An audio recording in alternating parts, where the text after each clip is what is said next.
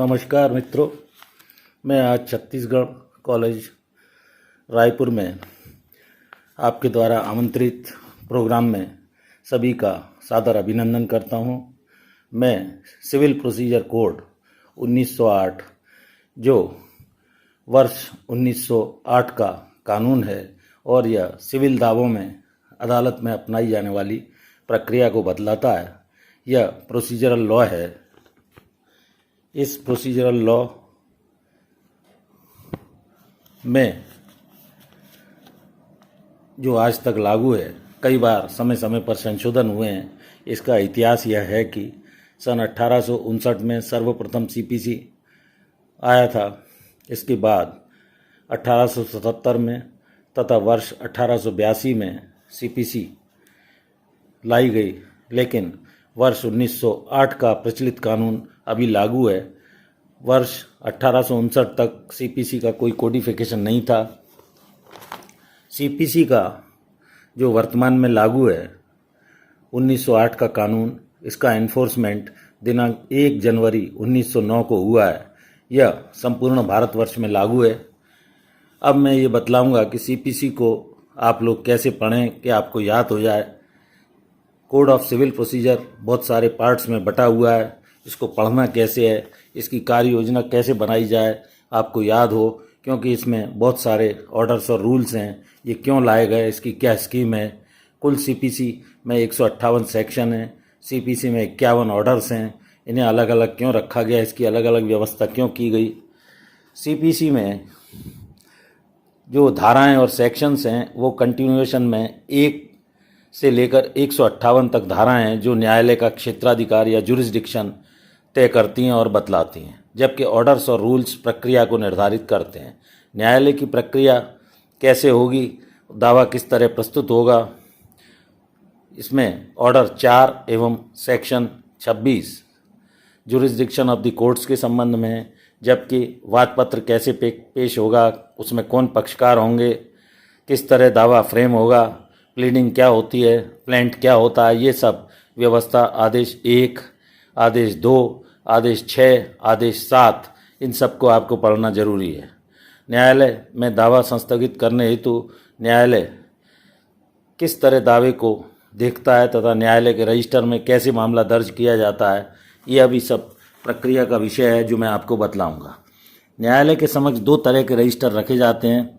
एक ए रजिस्टर होता है और एक बी रजिस्टर होता है। बी सूट्स वो है जो purely suit for recovery of money, अर्थात पैसे की वसूली से संबंधित जो दावा होता है वो सूट बी कहलाता है और इसका न्यायालय में एक अलग रजिस्टर होता है। बी रजिस्टर जो जनवरी से दिसंबर तक रखा जाता है, प्रत्येक वर्ष का अलग होता है। इस रजिस्टर में दावे का नंबर तथा वर्ष ऑब्लिक करके लिखा जाता है। तथा ए रजिस्टर वो होता है जिसमें रिकवरी ऑफ मनी सूट को छोड़कर अन्य सभी प्रकार के दावे रजिस्टर ए में दर्ज किए जाते हैं। वह भी नंबर तथा उस वर्ष का ऑब्लिक करके वर्ष डाला जाता है। इसके अलावा प्रतिवर्ष के ये रजिस्टर हर वर्ष बदले जाते हैं, जिसमें नंबर ऑब्लिक वर्ष ऑब्लिक प्रत्येक वर्ष का नया नंबर चेंज होता है। सीपीसी को पढ़ें और याद करने के लिए धारा 158 तक यदि 1 से आप पढ़ेंगे या आदेश 51 तक पढ़ेंगे तो आपको कुछ समझ में नहीं आएगा। इसके लिए various stages of trial of civil suits जो मैं आगे बतलाता हूँ, इसको आप कृपया ध्यान से सुने। यह सभी नए अधिवक्ताओं, स्टूडेंट्स, लॉ फील्ड में काम करने वाले लोगों को तथा जो भी कॉम्पिटिटिव एग्ज़ाम दे रहे हैं उन सभी के लिए अत्यंत महत्वपूर्ण है। कोई भी दावा जो न्यायालय के समक्ष प्रस्तुत किया जाता है उसकी शुरुआत विचारण की विभिन्न क्या स्टेज होंगी ये मैं बतलाता हूँ। इसको न्यायालय का प्रिसाइडिंग ऑफिसर देखने के पहले न्यायालय का जो मुंसरिफ होता है वो इसको चेक करेगा, दावा सही है या नहीं है। आदेश 1, आदेश 2, आदेश 6, आदेश 7 पक्षकार उचित हैं कि नहीं है, सही पक्षकार बनाए गए हैं कि नहीं, रचना सही है कि नहीं है। प्लेंटिफ और डिफेंडेंट के रूप में वादी प्रतिवादी होंगे। किसी भी व्यक्ति के अधिकारों का जब हनन होता है तो वो दावे के रूप में वादीगण अगर कई हैं तो, या वादी अकेला है तो, और इसी प्रकार प्रतिवादीगण 1 या 1 से अधिक होते हैं तो उसको संयोजित करते हुए दावे का पैरावाइज प्लीडिंग ड्राफ्ट होता है। इस सीपीसी को पढ़ने के लिए एक एक टॉपिक वाइज समझना होगा, किस स्टेज के बाद कौन सी स्टेज आएगी। कोई भी व्यक्ति जिसके अधिकारों का हनन हुआ है, अर्थात वैदिक जो उसके वैध अधिकार हैं, लीगल राइट्स हैं, उनके इन्फ्रिंजमेंट होने पर या वह उपचार न्यायालय के समक्ष, सिविल कोर्ट के समक्ष दावा प्रस्तुत करके ला सकता है। जैसे उदाहरण के लिए 4 व्यक्ति यदि आए और उन्होंने किसी का मकान तोड़ा तो चारों व्यक्ति प्रतिवादी के रूप में सिविल दावे में जोड़े जा सकते हैं। सीपीसी में क्या प्लेस ऑफ सुइंग होगा, जुरिस्डिक्शन क्या होगा, कॉज ऑफ एक्शन कब एरोज हुआ, लिमिटेशन है कि नहीं है, इन सब बातों का ध्यान रखते हुए प्रतिवादी को सेक्शन 27 ऑर्डर 5 के तहत दावा प्रस्तुत होने के बाद नोटिस जारी होगा। वो स्वयं उपस्थित हो या अपने अधिवक्ता के माध्यम से उपस्थित हो। अभिवचन उसमें ऑर्डर 6 रूल 1 के अनुसार लिखे जाएंगे। पक्षकारों की उपस्थिति अनुपस्थिति का क्या प्रभाव पड़ेगा, पक्षकार उसके बाद उपस्थित होंगे, जवाब दावा प्रस्तुत करेंगे, जिसमें 90 दिन तक का अधिकतम समय है। 30 दिवस के अंदर सामान्यतः जवाब दावा प्रतिवादी का आ जाना चाहिए। तो ये प्रक्रिया अपनाई जाएगी। इंटेरोगेटरीज, उसका प्रकटीकरण, production of documents, order 11, 12 CPC. उसके अलावा न्यायालय का फिर कार्य रहेगा इश्यूज, जैसे तनकी, वाद प्रश्न, विवाद्यक कहते हैं, वो न्यायालय निर्धारित करेगा।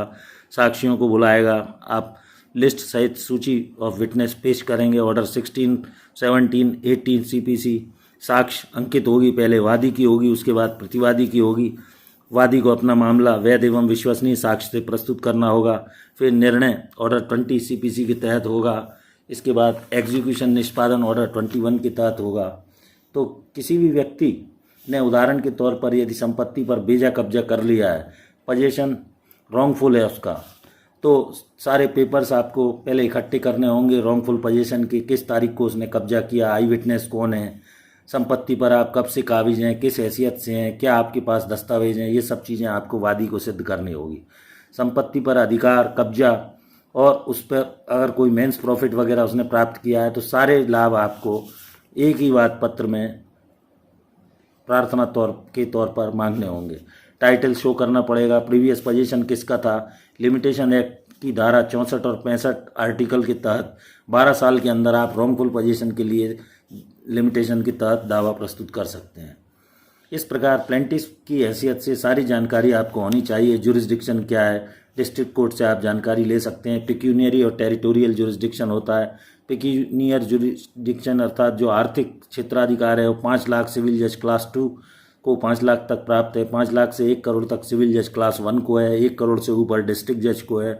संपत्ति कहाँ स्थित है ये देखना होगा, प्रॉपर्टी कहाँ लोकेटेड है, वो टेरिटोरियल जुरिस्डिक्शन कहलाएगा। आप संबंधित न्यायालय के क्षेत्राधिकार में इसको दावे को प्रस्तुत करेंगे। यह डिस्ट्रीब्यूशन मेमो हर वर्ष डिस्ट्रिक्ट जज के द्वारा जारी किया जाता है। जिले के लिए प्रत्येक वर्ष के पहले महीने में ये जारी हो जाता है और साल भर यह जुरिस्डिक्शन मेमो चलता है।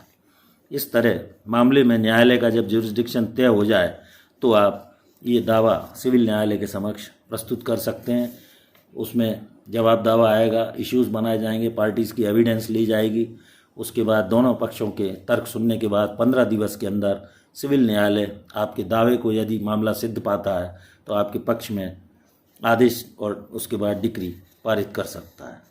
Thank you for watching this video.